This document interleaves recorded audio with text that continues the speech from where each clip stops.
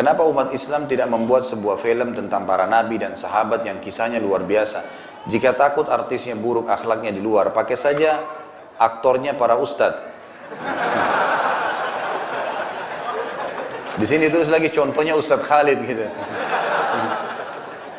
Misal berperang sebagai Umar bin Khattab. Jadi umat Islam punya tontonan yang tidak merusak akidah. Jika ada jihad ekspansi, maka bukankah ini semacam ungkapan oleh orang Islam fobia ya, bahwa Islam dibawa dengan pedang, bukan Islam rahmatan alamin. Loh, bagaimana bisa Persia yang sudah dikuasai Islam bisa jadi negara Syiah? Bagaimana cara sholat dalam keadaan perang? Mohon dicontohkan hikmah kekalahan di perang Uhud apa Ustaz? Seperti apa manaqib Sa'ad radhiyallahu anhu di dalam menginfakkan hartanya di jalan Allah? Terinspirasi dari bahasan sahabat Sa'ad bin Waqqas tadi, bagaimana jihadnya para wanita saat ini menghadapi faham Syiah. Pada saat berperang Rasulullah SAW masih ada di tengah sahabat. Firman Allah dan hadis Rasulullah belum selesai dan sempurna seperti saat ini. Kenapa pada saat ekspansi yang ditawarkan adalah kitabullah dan hadis Rasulullah? Pada saat itu pun belum dikumpulkan dan dibukukan.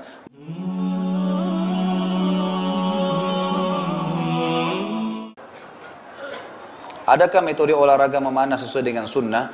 Tentu saja yang ada adalah disuruh memanah, gitu kan? Kalau metodenya saya belum pernah secara khusus dapatkan kalau ada metode khusus ya. Tapi insya Allah sih setahu saya ya, sepengetahuan sebatas saya tahu, memanah akan sama saja dari zaman dulu sampai sekarang, cuma perbedaan dengan bentuk alatnya saja, gitu kan? Intinya coba dijalankan karena itu adalah perintah Nabi SAW, diniatkan untuk mendapatkan pahalanya, insya Allah sudah bisa. Sa'ad bin Abi Waqqas mendoakan keburukan untuk Usama bin Qatadah. Apakah kita dibolehkan mendoakan keburukan untuk orang lain? Tentu saja boleh kalau dia zalim. Kan gitu. Karena dia zalim, Anda terzalimi, tidak ada hijab antara Anda dengan Allah Subhanahu wa taala. Kan kata Nabi SAW begitu kan? Hati-hati kepada Muadz bin Jabal waktu beliau diutus jadi dai ke Yaman. Dalam hadis Bukhari beliau mengatakan, "Ittaqi da'watal mazlum fa inna laisa bainahu wa bainallahi hijab." Ahli kitab di sana Yahudi dan Nasrani, yang pertama kau dakwain adalah la ilaha illallah Muhammad Rasulullah. Kalau mereka terima, maka perintahkan mereka sholat 5 waktu. Kalau mereka terima, perintahkan mereka mengeluarkan zakat dari orang kaya diberikan ke orang miskin mereka. Kalau mereka terima, perintahkan mereka puasa setahun sekali dari Ramadan. Kalau mereka terima, suruh mereka haji bagi yang mampu. Setelah Nabi SAW menjelaskan masalah, lalu Nabi mengatakan, dan hati-hati hai Mu'adz dengan harta-harta mereka. Jangan sampai kau melakukan kezaliman, karena orang yang terzalimi tidak ada hijab antara dia dengan Allah Subhanahu wa taala, termasuk orang kafir ya. Jadi orang kafir tetangga kita tidak ada urusan sama kita. Lalu kemudian kita tiba-tiba gangguin dia. Terzalimi, orang kafir nggak apa-apa diambil mobilnya misalnya. Dia terzalimi. Kalau dia berdoa sama Allah, khusus orang yang terzalimi, orang kafir pun diijabah sama Allah. Nah, saat di sini waktu selesai pembebasan Persia, maka Umar bin Khattab menobatkan jadi gubernur. Dia yang pegang. Dan gubernur ini bukan kayak kita di Indonesia sekarang. Yang gubernur kan paling cuma mungkin DKI misalnya. Atau wilayah-wilayah tertentu saja kecil. Kalau gubernur zaman dulu itu besar. Wilayah kekuasaannya seluruh Persia, Irak, Iran, Rusia, semuanya di bawah Sa'ad. Jadi ini seperti kekuasaan kerajaan sendiri. Pada saat itu dia difitnah oleh Usama bin Qatadah tadi. Difitnah, dikatakan dia sholatnya tidak benar. Gitu kan.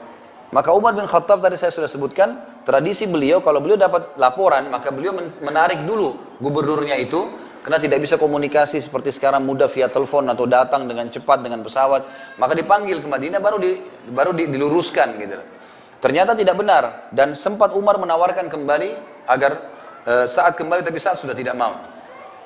Dan Sa'ad sempat berkata, ya Allah, kalau seandainya hambamu itu si Usama bin Qatadah, dia melakukannya itu karena ingin membuat fitnah, karena ria, ya, karena memang mau memecahkan kaum muslimin, maka susah, panjangkan umurnya, berikan dia kefakiran dan juga ya berikan kepadanya berbagai macam fitnah.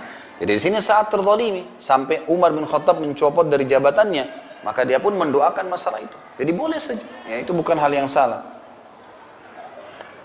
Tadi dikatakan apabila kisah sejarah seperti ini dijadikan film, ditakutkan artis yang memerankan tidak setara dengan ahli maksiat. Bagaimana kalau dijadikan film animasi?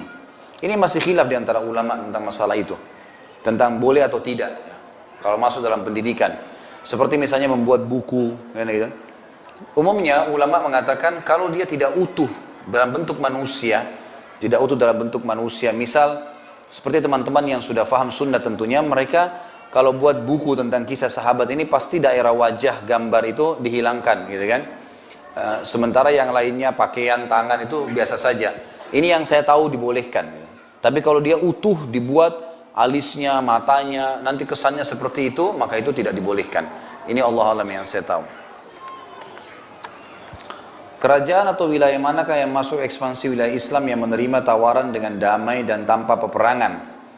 Kalau tidak semua wilayah tentu diekspansi dengan peperangan ya. Jadi seperti misalnya Taif, kalau di Saudi ya. Kemudian Tabuk, wilayah Tabuk, perang Tabuk. Nabi SAW ke sana dan orang-orang Romawi tidak ada yang berani keluar. Wilayah itu ditinggalkan sama mereka. Gitu kan? Beberapa suku-suku Arab pada saat itu juga termasuk.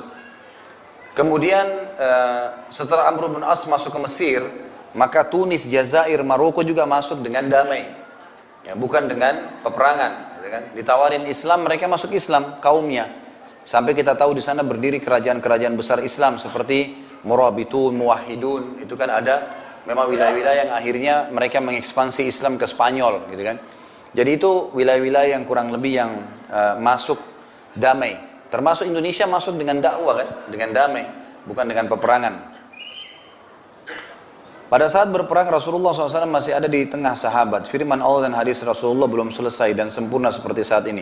Kenapa pada saat ekspansi yang ditawarkan adalah kitabullah dan hadis Rasulullah? Pada saat itu pun belum dikumpulkan dan dibukukan. Maksudnya adalah kami akan beritahukan kepada kalian apa itu hukum Islam berdasarkan Al-Quran dan Sunnah. Bukan berarti harus dalam bentuk buku dikasih, gitu kan? Itu yang dimaksud artinya kami akan sampaikan kepada kalian hukum Allah Tuhan kami dan Rasul yang diutus oleh Allah SWT. Ini loh hukum-hukumnya, kalian terapkan dalam kehidupan kalian.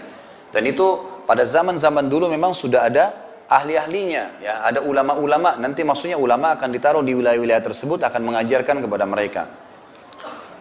Mengapa Rasulullah SAW ikut berperang bila beliau tidak diizinkan membunuh? Ya, tentu sebagai pemimpin, sebagai contoh, gitu kan? Beliau bukan tidak diizinkan membunuh ya, artinya beliau menghindari masalah membunuh itu dan Allah Subhanahu Wa Taala memang menekankan kepada Nabi Muhammad SAW tidak membunuh kecuali memang orang yang diinstruksikan, gitu kan? Orang yang diinstruksikan. Makanya Nabi SAW tidak membunuh secara khusus, artinya tidak masuk kemudian berperang melawan orang-orang khusus. Beliau mendoakan, ya, kemudian beliau memberikan instruksi-instruksi itu yang beliau lakukan. Ya, dan itu hikmah dari Allah Subhanahu Wa Taala. Ya. Jadi Nabi SAW pun kalau menemukan orang-orang yang harus dibunuh, beliau menyuruh sahabat-sahabatnya. Nabi SAW tidak melakukannya secara langsung. Apa hikmah, kenapa, ya Allahu alam. Ya, saya tidak bisa bahas terlalu jauh masalah itu, tapi yang jelas begitulah perintah Allah kepada Nabi Muhammad SAW. Ya. Bagaimana pandangan Pak Ustadz terkait kalau bangsa yang kuat pasti akan mengalahkan bangsa yang lemah? Dan jika kita berkaca begitu kuat dan hebatnya kaum muslimin di masa lalu, kemudian jika kita kaitkan dengan kondisi bangsa Indonesia dan muslim khususnya saat ini sedang digempur dengan begitu dahsyatnya dan strategi dengan strategi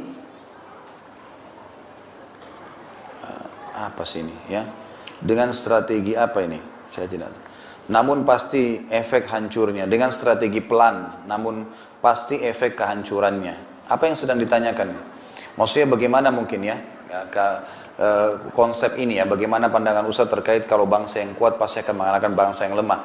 Kalau saya menilai kuatnya itu karena adanya pegangan ya. Tentu bangsa kuat akan mengalahkan bangsa-bangsa yang lemah. Dan kekuatan dalam Islam dibahasakan adalah kekuatan dari sisi pegangannya kepada Tuhannya Allah Subhanahu Wa Taala, berpegangnya pada hukum-hukum Allah. Dan saya sudah pernah bahasakan kelemahan umat Islam sekarang justru kena jauh dari hukum Allah. Pada saat kita meninggalkan kitabullah, kita meninggalkan sunnah Nabi SAW, kita tidak lagi berjihad, mengumandangkan Islam, menyebarkan Islam, sibuk dengan fitnah di dalam kita. Maka seperti ini keadaannya. Saya melihat sekarang keadaan umat Islam di Indonesia dan seluruh dunia ini karena kita sekarang sedang termakan dengan arus fitnah yang disebarkan oleh orang non-Muslim. Ya, dan itu tujuan utamanya agar umat Islam tidak mengekspansi agamanya. Itu tujuannya sebenarnya. Kita disibukkanlah dengan tontonan-tontonan, dengan perlombaan-perlombaan yang dibuat, perlombaan musik lah, menjadi artis lah, menjadikan semua itu sebagai target hidup. Bahkan sampai anak kecil pun ditanya mau jadi apa, mau jadi artis gitu kan. Jadi targetnya itu bukan menjadi orang yang saleh, hafal Quran, bukan lagi itu. Itu dianggap kolot semua. Kita tersibukkan dengan itu semua sehingga kita tidak lagi ya menerapkan hukum Allah Subhanahu wa taala. Ini kelemahan. Dan ini yang saya katakan tadi, kita harus kembali memang. Enggak bisa enggak. Kembali kepada Al-Quran dan Sunnah, kembali kepada kisah para sahabat yang mulia. Ini hal insya Allah yang akan membangkitkan kembali umat Islam. Dan Ali radhiyallahu pernah berkata ya, kebatilan yang teratur dengan rapi itu akan mengalahkan kebenaran yang semberawut, gitu kan? Dalam arti kata sini semberawut memang dia tidak punya landasan, tidak punya berpegang. Statement yang lain dari para ulama salaf kita, kalau tidak salah seorang tabi'in pernah mengatakan, kaum muslimin selalu menang dalam kancah peperangan. Itu dikarenakan karena di peperangan di situ mereka punya hubungan dengan Tuhannya Allah dan tidak ada kemaksiatan. Sementara musuhnya pasti lebih kuat dari sisi senjata, dari sisi persiapan, dan itu sudah dari dulu pasukan musuh pasti lebih kuat. Sampai hari kiamat mungkin akan terjadi hal yang sama. Dan Allah memberikan kemenangan kepada mereka justru karena kepatuhannya kepada Allah. Kalau seandainya di pasukan muslimin ada dan muslimin memenangkan pasukan dari orang kafir karena kemaksiatan mereka kepada Allah. Kalau seandainya muslimin juga bermaksiat kepada Allah, maka pastilah kemaksiatan itu ya, maaf ini statement Umar kepada Sa'ad memang, saya lupa tadi sampaikan. Jadi sempat Umar mengatakan hati-hati wahai Sa'ad, karena pasukan muslimin diberikan kemenangan oleh Allah karena dekatnya mereka kepada Allah, patuhnya kepada Allah, dan karena maksiatnya musuhnya, ya, musuh mereka kepada Allah. Sementara jumlah mereka lebih banyak, kekuatan mereka lebih besar, ya, persiapan mereka lebih besar. Kalau seandainya di pasukan muslimin ada perbuatan dosa, jangan sampai kau menganggap remeh dosa sekecil apapun, karena kalau ada maksiat di tengah-tengah umat Islam yang kalian mempertemukan dengan maksiatnya orang kafir, itu kekeliruan yang fatal. Karena maksiat yang kecil dari orang muslim sudah cukup untuk diimbangkan dengan dosa besarnya orang kafir. Karena mereka faham hukum, jadi kan mereka faham hukum. Maka pastinya dengan kekuatan yang mereka miliki, persiapan yang mereka miliki, mereka akan mengalahkan kalian. Jadi memang seperti itu gambarannya ya. Terinspirasi dari bahasan sahabat Sa'ad bin Waqqas tadi, bagaimana jihadnya para wanita saat ini menghadapi faham Syiah. Ya. Tentu saja Syiah sudah saya sering bahasakan ya. Syiah adalah pemahaman yang dibentuk oleh Abdullah bin Sabah, orang Yahudi, gitu kan. Kalau saya melihat Syiah ini sekarang lebih cenderung seperti orang-orang munafik di zaman Nabi SAW. Mengaku Islam tapi bukan Muslim, gitu kan. Karena mereka mengatakan Quran kurang, sahabat dikafirkan, cari masalah dengan kaum muslimin, di musim haji buat masalah, di Syria bantai orang, rusak masjid, bikin kacau semuanya, gitu kan. Dan saya sudah pernah bahasakan, tidak ada alasan orang-orang Syiah ini betul mereka dibentuk oleh orang kafir dan kelihatan kok orang-orang pakai akal sehat tuh. Tidak ada alasan orang Syiah menyerang ahli sunnah. Apa kira-kira alasannya? Kalau mereka mengatakan Ali ditokohkan misal, adakah ahli sunnah yang mencaci maki Ali radhiyallahu anhu? Tidak ada. Kita semua mengatakan Ali sahabat Nabi yang mulia, anak mantunya Nabi, kita hormatin, kita bahas sejarahnya, dan pada saat saya bahas Ali bin Abi Thalib panjang lebar saya bahas masalah itu. Fatimah radhiyallahu anha istri Nabi, istri Ali radhiyallahu anhu, kita katakan al-batul, ya, sifatnya yang sangat dekat dengan Nabi SAW radhiyallahu anha, terkenal, gitu kan? Dipuji oleh ahli sunnah. Hasan dan Husain radhiyallahu anhuma, bahkan Husain di kasus Karbala ahli sunnah mengatakan mati syahid, gitu kan? Mati syahid, dan yang membunuhnya zalim. Datanglah kelompok Syiah ini yang mengacau-ngacaukan semuanya. Dasarnya karena pendirinya orang Yahudi, Abdullah bin Sabah. Sayangnya kaum muslimin di Indonesia ini banyak tidak faham masalah itu. Bahkan saya yakin banyak simpatisan Syiah yang tidak faham apa sebenarnya Syiah. Kalau mereka faham, mereka nggak bakal ikut di situ. Ini jelas-jelas bisa kitabullah dikatakan kurang. Bagaimana caranya? Allah mengatakan inna nahnu nazzalna dzikra wa inna lahu lahafidhun. Kami turunkan az-dzikra dan kami akan menjaganya. Lalu mereka bilang kurang. Mereka punya 49 juz. Ini dari mana ini? Sahabat-sahabat Nabi, dasarnya Abdullah bin Sabah ingin menyerang Nabi SAW, tapi tidak bisa. Kalau serang Nabi langsung kebongkar kedoknya, diseranglah orang-orang terdekatnya. Abu Bakar, Umar, siapa orang-orang ini? Mertua Nabi SAW. Aisyah, istri Nabi SAW. Kita sudah tahu konsep dalam Islam. Kalau orang meninggal, tidak cerai suami istri akan bersama di surga. Aisyah sampai meninggal tidak pernah diceraikan oleh Nabi SAW, maka menjadi istrinya di surga. Dan ada hadis Nabi SAW sudah pernah saya jelaskan berbunyi, saya dinikahkan oleh Allah dengan wanita-wanita ahli surga, gitu kan? Jadi sudah disebutkan dan ummahatil mu'minin radhiyallahu anhunna ajma'in. Tapi mereka lakukan hal-hal tersebut, gitu kan? Akhirnya berkembanglah kemana-mana. Tapi tidak pernah ada negara yang ahli sunnah berkuasa mengikuti sunnah Nabi kayak Indonesia, kayak Saudi, kayak negara-negara Islam yang lain. Ada Syiah di dalam, Syiahnya diganggu. Nggak pernah tuh. Nggak pernah ada dalam sejarah ahli sunnah tuh, Syiah diganggu. Tapi kalau Syiah berkuasa pasti membunuh ahli sunnah. Bukan cuma mengganggu ya, membunuh, membantai, merusak masjid. Karena dianggap kafir bagi mereka. Ini bahaya sekali, gitu kan. Jadi memang ini pemahaman yang sudah tidak boleh ada tengah-tengah umat Islam. Nggak boleh, gitu kan. Dan jangan terpengaruh mengatakan, oh Syiah itu banyak. Banyak dari mana, gitu. Nggak ada banyaknya, jumlahnya sedikit, cuma tahu menakut-nakuti umat Islam. Nggak ada. Salah satu ulama di Saudi kemarin pas diskusi dipertemukan dengan tokoh-tokoh Iran, kemudian saya punya cuplikannya di WhatsApp kebetulan. Kemudian dia bilang, waktu dikatakan bagaimana kalau kita menyatukan dua madhab ini? Kata beliau, dari mana dua madhab? Katanya dua madhab besar. Dari mana besar? Anda ini Syiah mengaku besar dari mana? Gitu. Dari berapa jumlah kalian dan di mana? Dan apa pemahaman kalian? Pemahaman apa? Mengatakan Al-Quran kurang, mencaci maki sahabat-sahabat Nabi? Nggak mungkin sefaham dengan kita. Kalau Anda mau, lebih baik disarankan oleh para ulama Sunni, lebih baik Syiah buat agama sendiri. Ngaku agama Syiah, terserah mau buat ibadah apa silahkan. Tapi kalau ngaku Muslim mengatakan Quran kurang, nggak mungkin, gitu kan? Nggak mungkin. Jadi peran kita memang harus memerangi, nggak boleh. Kita perangin dengan dakwah, dengan kita sampaikan, gitu kan? Luruskan pemahaman mereka. Memang begitu, setiap ada kegiatan. Syekh Utsaimin ditanya, rahimahullah, kalau seandainya orang-orang Syiah sekarang sudah buka kampus-kampus, punya sekolah, buat seminar-seminar, apa yang kita harus lakukan? Kata beliau, lawan mereka dengan double. Kalau mereka punya seminar satu, kita buat seminar 2, 3. Mereka punya kampus satu, kita buat 3 kampus. Nanti insya Allah masyarakat akan bedain kok itu. Kalau di negara-negara yang memang tidak bisa langsung divonis. Sayangnya Indonesia nggak seperti Malaysia ya. Malaysia langsung hukum pemerintahan. Syiah sesat, nggak boleh ada. Ditangkap kalau ada Syiah tuh di Iran, di Malaysia. Dianggap akan mengancam pemerintahan, dan itu sebenarnya pemikiran yang tepat ya. Memang mereka selalu bikin kacau. Begitu ada kekuatan pasti bikin kacau. Berapa banyak mereka pada saat di Madinah itu hari buat masalah, masuk ke kuburan Baqi, mau bongkar kuburannya Aisyah radhiyallahu anha, mau ngambil tanahnya, ribut sama polisi-polisi pada saat itu. Akhirnya jadi masalah, buat masalah. Ini pemahaman yang ngawur gitu. Bahkan sekarang di Iran mereka buat Ka'bah, gitu. Ada Ka'bah. Di Iran itu ada 3 Ka'bah, bukan 1, 2, 3 Ka'bah, gitu kan? Ada 2 di satu tempat, ada 2 tempat, ada 1 lagi. Saya sempat lihat cuplikan Ka'bahnya itu sampai ada salah satu tokoh dari Saudi mengatakan begini saja, daripada kalian buat masalah buat muslimin di musim haji, kan kalian sudah punya Ka'bah di Iran, udah silakan, ya tawaf aja di sana daripada buat umat Islam buat masalah, gitu kan? Jadi nggak usah buat masalah, lebih baik buat agama sendirilah. Seperti itu memang mereka buat. Yang di dalam agamanya semua ancaman-ancaman. Bahkan yang aneh sekali, kalau antum lihat cuplikan fatwa-fatwanya mereka, fatwa yang aneh sekali. Saya tidak tahu sudah terima bahasa Indonesia itu, tapi dalam bahasa Arab ada. Kalau kita ketik di YouTube itu, fatwa-fatwa aneh para ulama Syiah. Itu apa ya? Kalau saya bahasakan fatwa lelucon. Gitu. Jadi musim haji, saya lihat salah satu tokohnya mereka mengatakan kalau musim haji ditanya oleh jamaahnya, boleh nggak kita pakai HP? Oh kalau khusus laki-laki dia bilang, itu kalau pakai HP, lagi ihram, tidak boleh HP-nya ditempelkan begini di telinga. Kalau begini batal hajinya.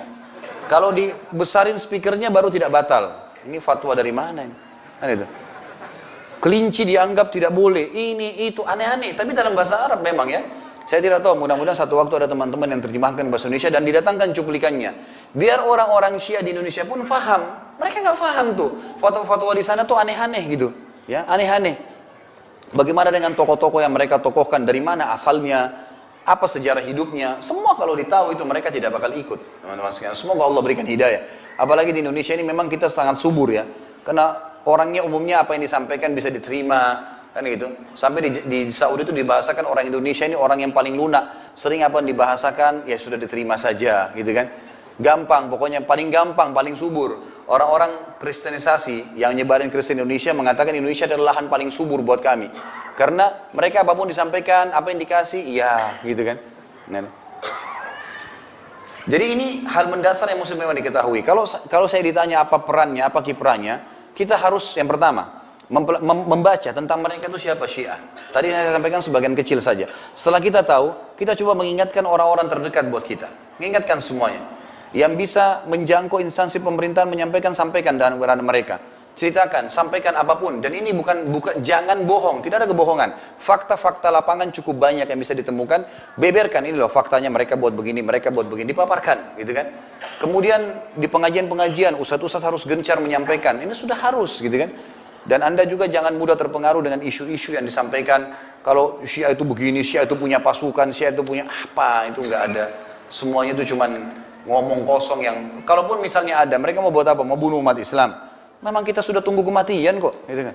Umat Islam tinggal, alhamdulillah kalau ada yang umat Islam yang dibunuh sama orang-orang yang mengaku muslim seperti ini, atau misalnya orang-orang kafir, mati syahid, gitu kan.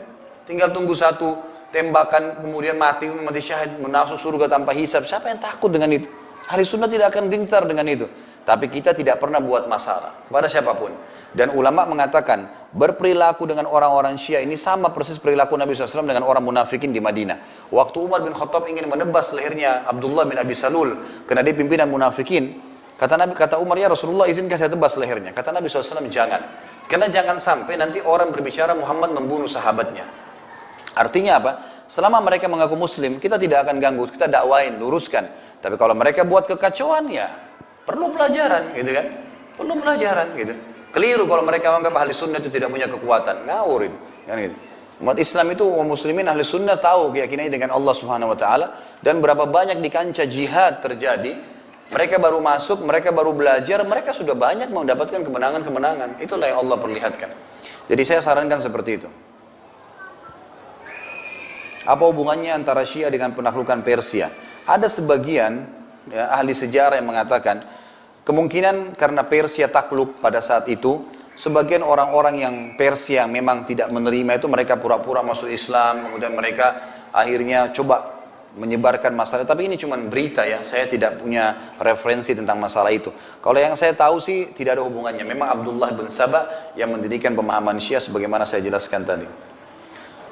Mengapa saat tidak berdoa untuk kebaikan kaum muslimin pada saat fitnah antara Ali dan Muawiyah, malah memilih tinggal di pedalaman dan mengembala kambing? Saya tidak ada informasi masalah itu. Allahu alam. Karena memang tidak dinukil kepada kita kisah, tidak mungkin dikarang-karang, gitu kan? Jadi saya tidak pernah dapat riwayatnya kenapa saat tidak berdoa agar fitnah kaum muslimin terangkat. Ada kemungkinan bisa saja terjadi karena Hudzaifah bin Yaman radhiyallahu anhu, sahabat Nabi yang terkenal sahibus sir, yang memang menyimpan rahasia Nabi SAW, itu pernah didatangi oleh Umar bin Khattab, dan Umar berkata, wahai Hudzaifah, apakah Nabi hitung saya termasuk orang munafik? Karena Hudzaifah tahu, gitu kan? Kata Hudzaifah, tidak ya Amir Mukminin, tidak. Waktu itu jadi raja, tidak. Maaf, kata Hudzaifah kepada Umar waktu itu, tidak wahai Umar, ya, sebelum jadi khalifah. Lalu kemudian kata Umar, kira-kira fitnah yang akan terjadi yang Nabi sudah sampaikan. Karena Nabi SAW, semua sahabat tahu masalah ini. Beliau pernah berdiri di sebuah batu di dekat masjid beliau, lalu beliau melihat dengan meletakkan tangan beliau di atas matanya, di keningnya, sambil mengatakan, sungguh saya telah diperlihatkan fitnah-fitnah yang masuk di depan-depan rumah kalian, gitu kan. Maka artinya ini akan terjadi masalah nih di Madinah nanti, gitu kan. Seperti itulah. Tapi Allah SWT tidak izinkan Nabi SAW pada saat itu untuk, itu kejadian nanti akan terjadi. Nabi SAW tidak punya wewenang untuk meluruskan atau memperbaiki atau mengingatkan masalah. Cuma mengatakan seperti itu. Lalu kata Nabi SAW, kalau kalian sedang menghadapi fitnah itu, maka tutuplah pintu-pintu rumah kalian. Patahkanlah pedang-pedang kalian. Gitu kan? Seseorang di antara kalian makin tertutup, maka makin afdal. Makin dia di rumahnya, maka makin lebih baik. Seperti itulah. Ya, jadi itu perintah dari Nabi SAW. Bukan mustahil hadis-hadis seperti ini sampai kepada saat dia tahu kalau itu memang Nabi sudah sampaikan, dan tidak mungkin terangkat fitnah itu karena memang Allah sudah takdirkan, kan gitu. Maka itu mungkin ya salah satu sebab yang bisa dikatakan kenapa saat tidak berdoa. Apa penyebab fitnah yang terjadi antara Ali dan Muawiyah, Ali dan Aisyah, sampai-sampai Sa'ad bin Abi Waqqas berpihak, tidak ikut-ikutan dalam fitnah tersebut? Ini saya tidak bisa jawab sekarang, tapi saya sarankan teman yang bertanya kembali kepada kisah Ali. Ini kan serial sahabat kita yang ketujuh ya. Kita sudah pernah bahas Abu Bakar, Umar, Utsman, Ali, Talha, Zubair, Kemudian Abdurrahman bin Auf ini yang ke-8. Ini Sa'ad bin Abi Waqqas. Kembali kepada kisah sahabat di YouTube ada. Sama seperti ini, pertemuan di masjid ini juga yang setiap bulan kita lakukan, kisah tentang Ali radhiyallahu anhu. Saya panjang lebar ceritakan, karena itu kalau saya ceritakan akan panjang lagi. Apa sebab-sebabnya, gitu kan? Bagaimana proses terjadi perang Jamal, bagaimana keterlibatan Zubair sama Talha, dan saya jelaskan juga di zaman Talha, bahasan Talha dan Zubair. Kemudian bagaimana kondisi Aisyah radhiyallahu anha, bagaimana kondisi berkhianatnya masyarakat Irak. Itu panjang sekali kisahnya. Jadi bisa kembali ke situ.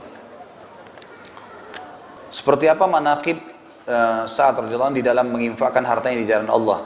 Ini tidak disebutkan secara khusus ya. Jadi yang menonjol dari beliau itu adalah jihadnya. Kalau kita temukan misalnya kisah sahabat-sahabat seperti Uthman bin Affan yang menonjol memang sedekahnya, Abdurrahman memang sedekahnya, gitu kan. Maka memang saat yang menonjol adalah jihadnya, perangnya. Tapi beliau adalah orang yang mampu. Makanya pada saat beliau mau mewasiatkan tadi sepertiga hartanya, itu karena kekayaan yang cukup banyak. Tapi saya sendiri pribadi belum pernah menemukan bagaimana bentuk sedekahnya saat dalam masalah jihad di jalan Allah itu. Apakah saat termasuk sahabat yang memiliki kelebihan harta seperti Uthman dan Zubair? Saya tidak temukan itu. Saya pribadi belum temukan riwayat masalah itu. Hikmah kekalahan di perang Uhud apa Ustaz? Ini ada bahasan di sirah ya. Ini tidak masuk ke sini, tapi karena ada kehadiran Sa'ad tadi, hikmahnya penyebabnya salah satunya adalah karena turunnya 43 pemanah dari bukit pemanah yang dilarang oleh Nabi SAW. Nabi SAW mengatakan jangan turun sampai kalian mendapat instruksi dari saya menang atau kalah. Tapi akhirnya Abdullah bin Jubair dengan 6 orang yang lainnya 7 orang tidak mau turun pada saat 43 orang turun. Karena melihat pasukan kafir sudah hilang, sudah nggak ada, sudah lari. Banyak harta perang ghanimah di kancah peperangan gitu. Maka pada saat itulah 200 pasukan Khalid bin Walid manuver di belakang bukit pemanah, kemudian membunuh 7 orang sahabat yang terlihat di atas, kemudian menyerang dari belakang. Pada saat mereka menyerang, maka yang sahabat yang dibawa di kancah peperangan kurang lebih 600 orang lebih, itu kocar kacir, walaupun cuma 200 yang nyerang, lebih sedikit tapi kepasukan kuda. Lalu mereka mengangkat ya syair-syair, menyebutkan syair-syair perangnya orang-orang Quraisy. 2000 orang yang lari dari kancah peperangan mendengarkan itu, kemudian mereka kembali. Itulah kurang lebih penyebab utamanya. Kalau hikmahnya, ulama menyebutkan yang paling pertama, tidak bolehnya melanggar instruksi pemimpin. Dan Allah SWT ingin berikan pelajaran kepada kaum muslimin, karena pemanah tadi dilarang oleh Nabi SAW. Kata Nabi, pentingnya pemimpin dalam Islam ini luar biasa, harus dipatuhi, gitu kan? Sampai dalam keadaan safar saja, kata Nabi SAW, janganlah seseorang dari kalian safar 2 atau 3 orang, kecuali dia sudah tunjuk 1 orang jadi pemimpin. Dan harus dipatuhi, berhenti, gitu kan? Memang sudah begitu, namanya amir safar. Itu baru kecil, masalah sholat ada pemimpin, di rumah tangga ada pemimpin, harus dipatuhi semua, gitu kan? Imam tidak boleh dilanggar. Instruksi Allah Akbar, ruku, sujud, semuanya harus ikut, tidak boleh ada yang langgar. Langgar berarti batal sholatnya, gitu kan? Dalam rumah tangga suami harus dipatuhi, gitu kan?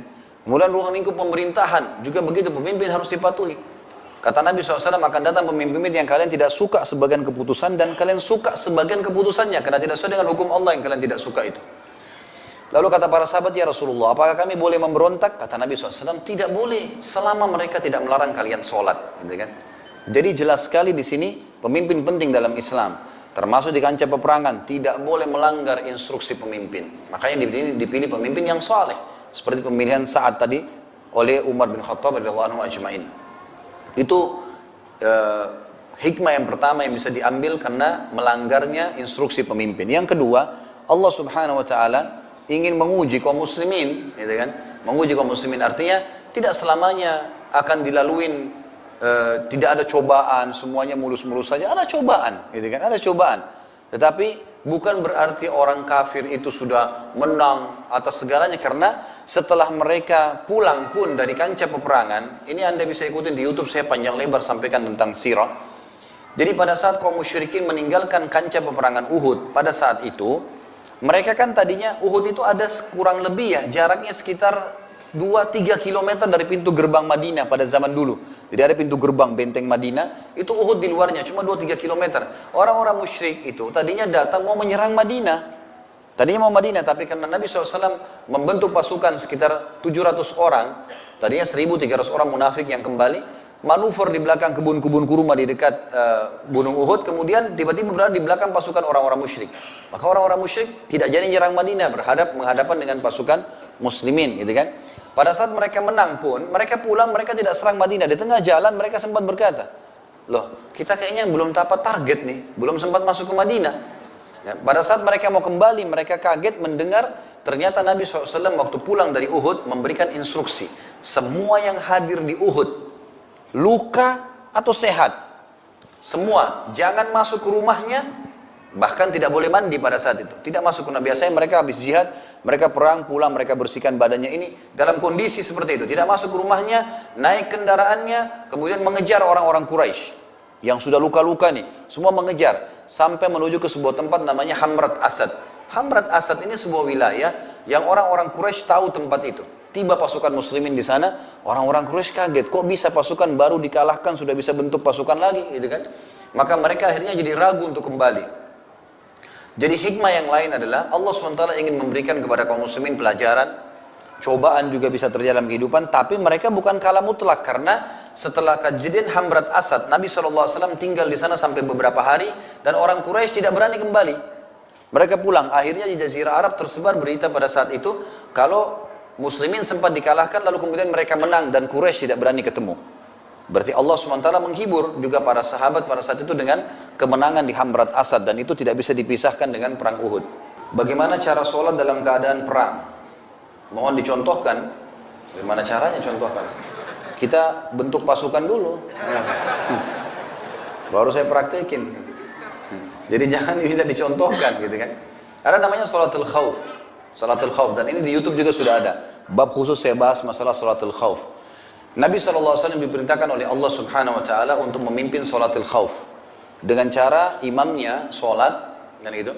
Misal kalau dia bukan jarak safar, misal di kota Jakarta tiba-tiba ini sebuah tempat diserang oleh musuh. Kita dalam kota kita, gitu kan? Maka sholatnya pada saat berhadapan dengan musuh, imamnya berdiri, gitu kan? Kemudian datanglah pasukan pertama yang sholat bersama imam. Begitu rakaat kedua, gitu kan? Imamnya duduk, tetap tidak berdiri. Imamnya tahiyat, kemudian dia duduk. Lalu makmum yang ada di belakang menyempurnakan 2 rakaat yang tersisa. Mereka bubar, datang makmum yang kedua yang belum sholat, yang tadinya berjaga-jaga ikut. Begitu mereka sudah susun saf, imamnya berdiri, melanjutkan 2 rakaat sisa, lalu mereka ikut. Jadi semuanya ikut sholat berjamaah, tapi cuma dapat 2 rakaat. Setelah imam 2 rakaat, gitu kan, imamnya salam, lalu yang baru datang melanjutkan 2 rakaat yang tersisa. Ya, seperti itu. Dan dibolehkan dalam peperangan untuk memegang senjata. Boleh memegang senjata sambil ibadah, yani sambil sholat. Tinggal bahasan para ulama bagaimana kalau seandainya perang sedang berkecamuk. Apakah mereka tunda sholatnya atau tidak? Salah satu yang boleh menjamak sholat di kancah peperangan, gitu kan? Kalau dianggap memang peperangan itu bisa selesai. Tapi kalau peperangan tidak bisa selesai, maka mereka sholat dalam keadaan mereka. Jadi misalnya di atas tunggangan, seperti orang kalau lagi safar, dia sholat, gitu kan? Dalam kondisi bagaimana keadaan mereka itu. Ustaz, apakah sahabat saat pernah memimpin pasukan dalam penaklukan Konstantinopel? Kalau pernah, bagaimana hasil usaha beliau dalam penyerangan tersebut? Saya belum tahu. Saya tidak pernah temukan riwayat masalah itu. Yang saya tahu itu ada Abu Ayyub Al-Ansari, ya. Sahabat Nabi yang lain memang yang pernah ikut di kancah peperangan dan menuju Konstantinopel, dan beliau sempat wafat sebelum sampai ke sana. Kalau saat saya belum tahu, Allahu a'lam. Bagaimana bisa Persia yang sudah dikuasai Islam bisa jadi negara Syiah? Ya ini karena fanatisme, ya. Dari pemahaman itu diangkatlah, disebarkanlah di sana. Dan memang Iran itu atau wilayah Persia tidak semuanya Syiah. Wilayah Persia itu banyak ahli sunnah, mayoritasnya ahli sunnah, ya. Wilayah Persia, ya. Seperti misalnya kita tahu wilayah Rusia, Azerbaijan, gitu kan, Uzbekistan, itu negara-negara Sunni semua. Irak, kan itu. Iran pun di dalamnya itu ada, kalau saya tidak salah, sekitar 1,5 juta ahli sunnah, gitu kan. Ada di dalamnya ahli sunnah. Jadi bukan semuanya Syiah. Jadi Syiah itu segelintir, memang ada, dan banyaknya mereka di Iran, gitu kan. Banyaknya di Iran. Hanya itu, jadi tidak semua wilayah Persia. Pemahaman ini memang pasti menyebar lah, karena semua pemahaman apapun yang sesat, yang menyimpan dari agama Islam, pasti didukung oleh syaitan, pasti. Ya, syaitan akan kembangkan masalah-masalah seperti ini. Allahu a'lam. Ini yang baru ya. Baik, jangan ditambah lagi ya. Kita tutup dengan ini insyaallah. Bagaimana keyakinan Sa'ad begitu besar sampai mengatakan 1000 nyawa yang dimiliki ibunya saja tidak berguming? Ya, keyakinannya tentang kebenaran agama Islam ini, inilah yang tadi saya bilang, pelajaran yang kita harus ambil, keyakinan yang harus tertanam dalam hati kita. Dan kisah Sa'ad sampai kepada kita untuk menjadi pelajaran. Bisa saja melalui lisan saya pun dapat pelajaran dan Anda pun dapat pelajaran untuk mengambil pelajaran dari situ. Jadikan sebagai pegangan hidup. Memang keyakinan asas sebagai seorang muslim, yakin terhadap Allah itu ada, janji-janjinya Allah juga ada. Itu yang membuat Sa'ad sampai tidak terganggu dengan sumpah atau boikot ya, atau mogok makan daripada ibunya tadi. Apa alasan Nabi meminta doa Sa'ad mustajab? Saya tidak tahu soal itu. Itu rahasia Nabi SAW. Beliau mendoakan agar Sa'ad diterima doanya, itu Nabi SAW memang khususkan gitu, disebutkan.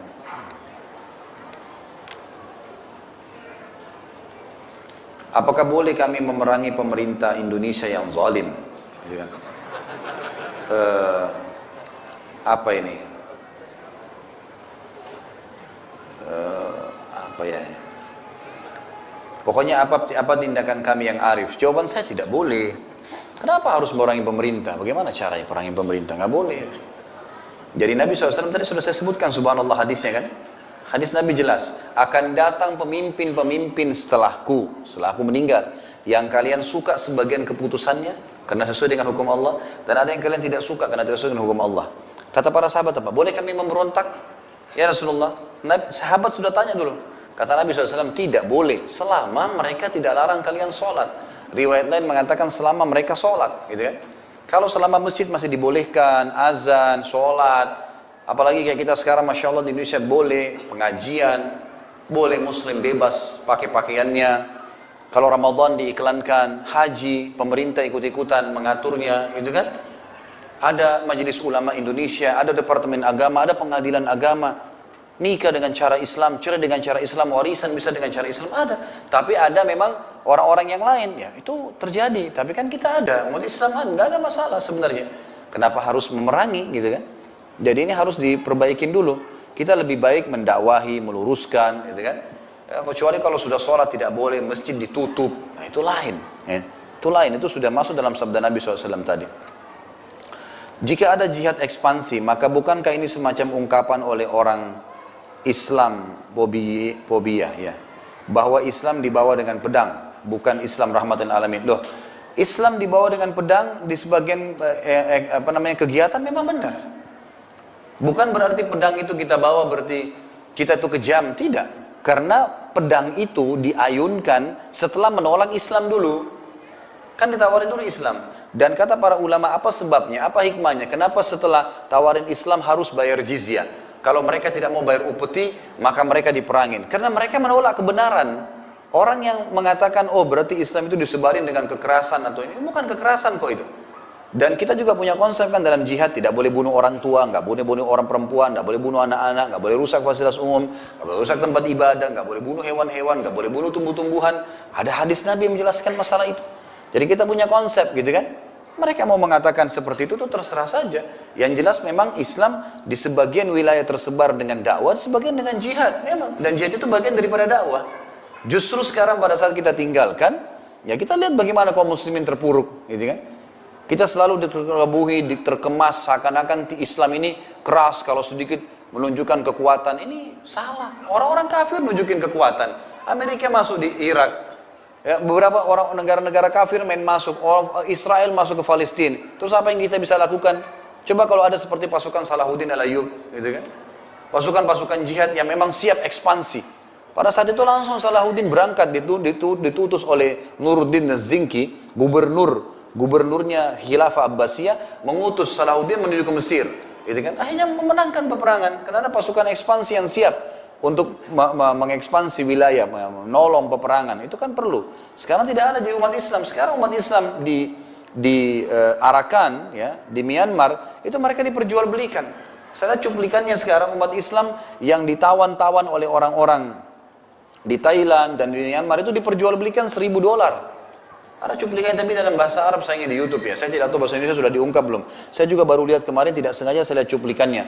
Ada beberapa syekh sampai datang dari Saudi ke penjara-penjara mereka di Thailand, dan itu umat Islam di sana tidak boleh ketemu sama siapapun. Dan kalau ada orang-orang yang datang mau membeli, tinggal bayar $1.000, tinggal tunjuk siapa yang dia mau, dia bawa. Jadi perbudakan yang luar biasa terjadi pada umat Islam. Pada saat umat Islam tidak punya informasi, tidak punya kekuatan jihad ekspansi, ya beginilah keadaannya gitu kan. Tapi kita berada di tengah-tengah, bukan berarti ini, ayo kita memberontak, ayo kita buat pasukan, tidak, bukan itu maksudnya. Tapi punya persiapan, gitu kan. Kita punya persiapan untuk membela agama kita bukan konyol, gitu kan. Seperti itu yang dimaksud. Di awal bahasan Ustadz, bahas masalah, apa ini, perusak akidah, seperti tokoh-tokoh film Spiderman, Batman, Superman, dan lain-lain. Pertanyaan saran, kenapa umat Islam tidak membuat sebuah film tentang para nabi dan sahabat yang kisahnya luar biasa? Jika takut artisnya buruk, akhlaknya di luar, pakai saja aktornya para ustadz. Di sini tulis lagi contohnya Ustadz Khalid gitu. Misal berperang sebagai Umar bin Khattab. Jadi umat Islam punya tontonan yang tidak merusak akidah.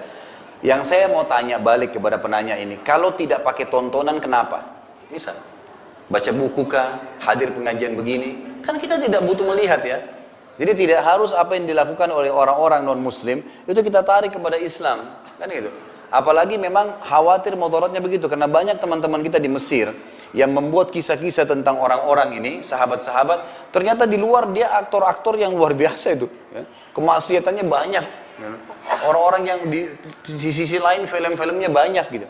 Kalau Ustadz mau dijadikan sebagai artis ini nanti ketemu atau enggak, nggak tahu gitu. Dia bisa action nggak, dia bisa ini nggak, dia bisa itu nggak, terlalu banyak. Sementara kita dengan majelis ilmu begini, kira-kira antum sudah dapat informasi tentang saat nggak? Sudah kan? Ya sudah selesai, sudah cukup. Itulah ilmu seperti itu. Tidak selamanya harus ada visualnya gitu kan. Jadi ini saya rasa sudah cukup gitu. Daripada kita harus masuk kepada pintu-pintu yang akhirnya kita seperti kesannya bersaing. Dan mau tidak mau nanti akan ada aktor perempuan, akan ada begini, akan ada begitu. Apalagi kalau misal ada kisah-kisah masa jahiliyahnya misalnya. Seperti Umar bin Khattab lagi mabuk, berarti dia harus pegang khamar. Wah ini jadi kacau nanti. Kalau enggak lengkap dong ceritanya, kan gitu. Tapi kalau cuma seperti ini kita sampaikan dulu pernah begini, kan tidak ada visual, tidak ada sesuatu yang... Jadi lebih besar mudaratnya kalau seperti itu. Ustadz banyak di media sosial menyebutkan nama Rasulullah SAW dan para sahabat dengan diawali kalimat Sayyidina. Dan juga bersalawat menggunakan kalimat tersebut. Apakah diperbolehkan? Karena saya pernah dikatakan sesat gara-gara menasehati jangan bersalawat dengan tambahan kalimat tersebut. Tentu kalau di luar salawat ya, di luar salawat. Misal statement, saya misalnya mengatakan, saya akan menceritakan tentang tuanku Sa'ad bin Abi Waqqas.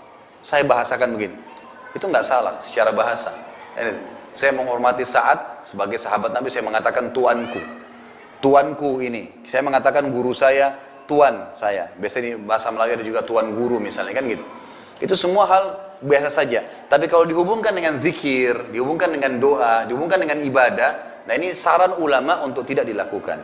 Karena memang lafaz-lafaz hadis datang, semua hadis tentang salawat Ibrahim di tahiyat bunyinya Allahumma salli ala Muhammadin wa ala ali Muhammad. Tidak ada kata-kata sayyidin dalam riwayat, tidak ada. Sama sekali, nggak ada satupun riwayat masalah itu. Gitu kan? Kalau ada orang menambahkan, oh karena saya menghormati Rasulullah. Betul Anda menghormati Rasulullah. Kita juga semua menghormatinya. Tapi kita pengikut beliau yang setia. Orang yang cerdas, orang yang memahami hadis Nabi yang berbunyi, semoga Allah, kata beliau, Nabi Muhammad SAW, semoga Allah merahmati seorang hamba yang menukil dari aku seperti apa yang dia dengarkan dari aku, atau seperti apa yang dia dapatkan dari aku. Memang begitu. Nabi SAW mengatakan lafaz hadis misalnya innamal a'malu binniyat. Sudah innamal a'malu binniyat. Seperti itulah. Misal subhanallahi wa bihamdi subhanallahil azim. Ya itulah lafaz zikirnya. La ilaha illallah, ya seperti itulah. Jangan ditambah-tambah. Astagfirullah. Ada lafaznya misalnya. Sudah cukup dengan itu. Karena Nabi SAW diutus jadi sebagai rasul, menyampaikan dari Allah. Tidak perlu kita tambahin karena kita tidak lebih pintar dari Nabi SAW. Kan gitu. Jadi bukan berarti dengan kita menyebutkan nama Nabi SAW tanpa Sayyidina, berarti tidak menghormati. Enggak kok, sama sekali enggak gitu kan.